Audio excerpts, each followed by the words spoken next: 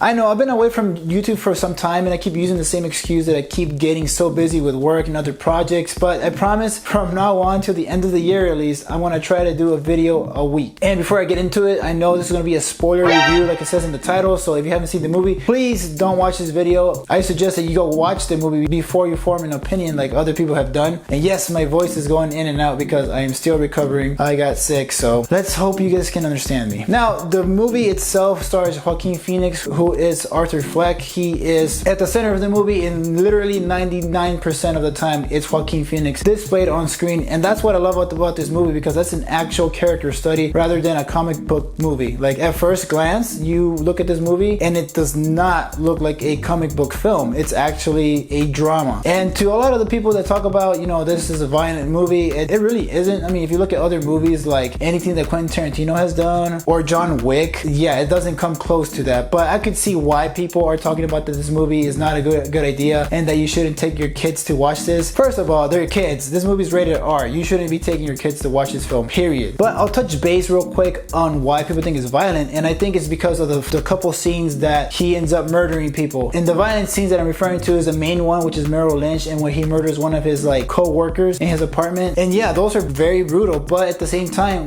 what this movie does a lot that a lot of people haven't been talking about is that it actually emphasizes on mental illness in our society. Like, it actually shows that a society like Gotham City, or actually our government, doesn't really give a crap about mental illness and how they're shutting down programs and cutting funds. And you know, this is what kind of causes Arthur to fall down this path, because he's not able to get his meds, he's not going to therapy anymore, he's just kind of out there by himself now, not knowing what to do. But like I said, Joaquin Phoenix in this movie is amazing, and I think just because of his performance is what I love about this movie. Like the opening scene where he's like pulling up his smile, like forcing himself to smile because of his job, it's kind of cringy. I mean, the main thing that I was looking forward to this film is the laugh. And yeah, it's not, I wouldn't say it's a great laugh. In a way it is. It's amazing that he can do this laugh, but at the same time, I didn't know that this was a disorder that he had. And later we find out that, you know, he was beat as a kid while his mother watched her abusive boyfriend beat him up and chain him up to a radiator. This laugh that he has in this movie is actually a disorder, I would say, because that's how he copes with fear or his anxiety, because he starts laughing uncontrollably. And it makes me look at the Joker character itself differently, because in many versions of the Joker, he's just laughing, and at the same time, I don't know why, because he laughs at the wrong times. And in a way, I like it that this makes me understand why the Joker laughs so much. He goes to a comedy club and he's laughing at the beats that are not even funny. So in a way, it's kind of funny, but at the same time, it's like, okay, something's wrong with this guy. In ways, I do like the inclusion of the Wayans. You know, we have an introduction to Bruce Wayne and Thomas Wayne. There's a whole story behind that Thomas Wayne might be his actual dad. It kind of rushes into it because it makes it so not believable for me, because his mother herself is talking about how her and Thomas Wayne used to have this relationship when she worked at the Wayne house. It is pretty obvious early on that Joker's mom is pretty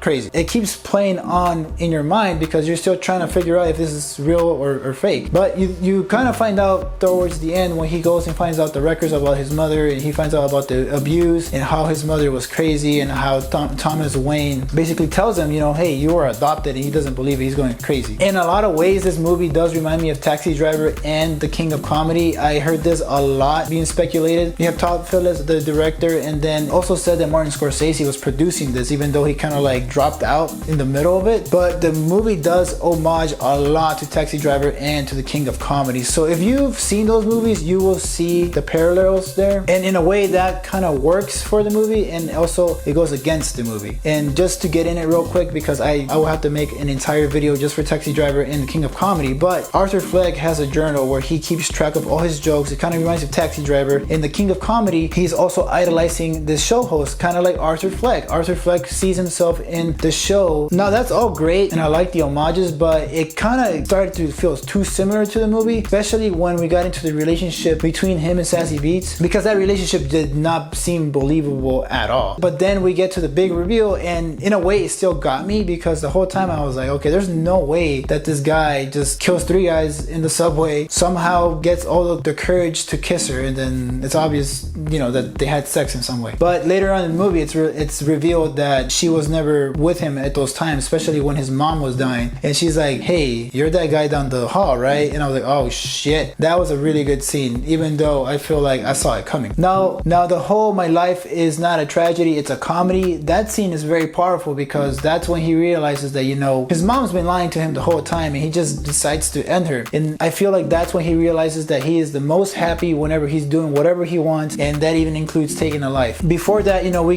get into the subway, you know, he's just laughing uncontrollably, and these three dickwads that, you know, just start to pick on him, beating him up. I completely forgot that he had a gun and ends up killing all three of them. And I think that's one of the most powerful scenes because he's learning how to cope with his anxiety, and one of them is with the laughter. And after you see him running away, he finds himself in this like dirty ass bathroom, and it goes back to the quote that says it's basically him learning to be someone he is not in the presence of others. And that's why he kind of got out of the comedy club. You know, everybody's putting on a show rather than being themselves, and he starts dancing, and you know, his mannerisms, the way he moves, it drew me more into his character. And that scene right there is like where you can see him transforming into this new person, into this person that he will forever be now. The musical score as well, I think it was well done. I like how it was used in every scene, and also the cinematography. I feel like handheld moments where they are like kind of walking with the camera was an indication that like, yeah, this is supposed to be an uneasy moment. And that kind of reminded me of the scene where he gets in the fridge, and that moment is pretty crazy because he just goes in there, he locks himself in the fridge, and it makes me wonder, did he ever leave the fridge? Because this is in the 1980s, I believe, and those fridges don't just open and close. I think you have to like pull a handle for it to unlock. One of my other favorite scenes is when he's fully going into Joker mode, when he's using like the white paint. Like, I mean, he looked very terrifying in that. It just scared the crap out of me. And this is when he stabs that one clown that gave him the gun. And in a way, it was very interesting because he had full control of himself and he knew what he was gonna do, but at the same time, he lets the midget go because he was somebody always cared for him, you know? And this is what leads up to the whole show where he gets on the game show, because they were basically making fun of him, and a lot of people liked the video that they recorded from the comedy club and decided to bring him onto the show. And this was an opportunity. He was rehearsing this joke, this knock-knock joke, and he kept saying that he's gonna shoot himself basically. But it's not until the show where he realizes that, like, you know what, fuck this, and kills him, shoots him right in the head. And that's probably, like, aside from him killing his clown co-worker, I think that was the most violent scene in this movie. And that's where he is born into becoming the Joker. He just grabs the screen. It's kind of like a throwback to Heath Ledger's moment when he grabs the camera. And I think that's one of my favorite scenes. Like, that whole third act is just batshit crazy. Then in the end, we find him sitting down with a psychiatrist, just laughing his ass off. And one weird thing is that I found out was that this is the only time that he's actually laughed. All the other times he just couldn't control his laugh, or he was just faking it. But this is the one true time that he's laughing. And the psychiatrist asks him, you know, what is so funny? He's like, oh, I'm just thinking about a joke. And we flash back to Bruce with his dead parents. And she's like, well, are you gonna tell me the joke? And he's like, you wouldn't get it. And that's basically where the movie ends. You know, it's hinted that he killed the psychiatrist because he's walking around with blood. You know, I think the movie was fantastic. I'm definitely gonna watch it again. And to be honest, my grade for this will be a 4.5 out of 5. The only reason I'm deducting 0.5 is because it reminded me a little bit too much of Taxi Driver and The King of Comedy. But those two movies are amazing. So hey, it paid great homages to them, and a lot of the stuff that they did with this film was fantastic. But now my favorite theory that I'm pretty sure all of you guys have thought about is that none of this happened, that all of this happened in his head. So that could possibly mean that he's not even the real Joker that Batman ends up fighting. Like, you know,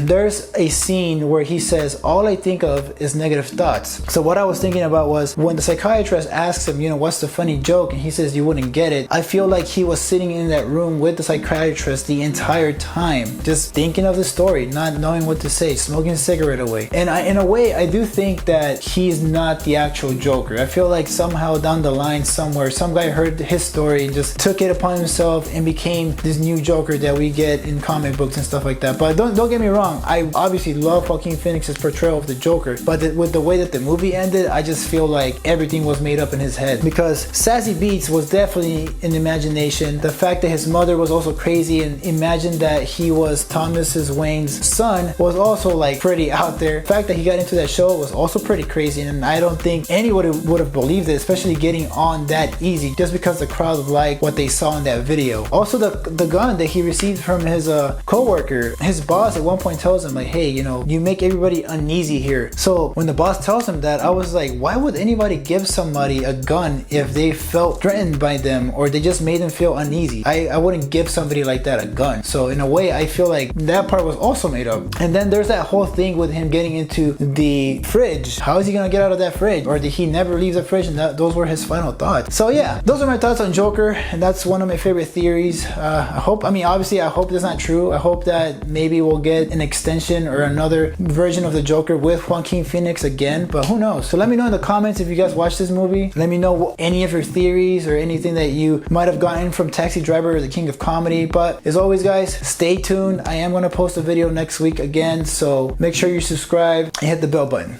Peace.